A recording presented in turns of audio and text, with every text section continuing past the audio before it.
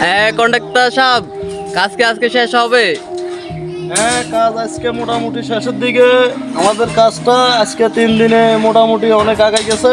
এখন আমরা সিঁড়ি বানতেছি, আর মনে করেন যে উপরে টফও রড দিতেছে, টফও মোটামুটি বান্ধা হয়ে যাব।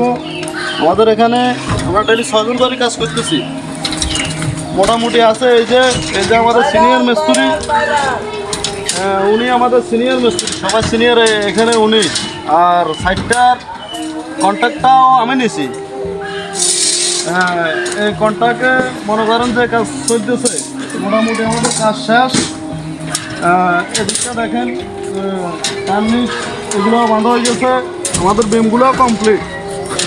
আর এই যে এখানে আছে দুজনে হাফ মিস্ত্রি। আমরা আসলে লেবার লাগাই কাজ করি না, লেবাররা কাজ বোঝে না। এত সুন্দর করে লেবার রাখতে কাজটা হইতো না।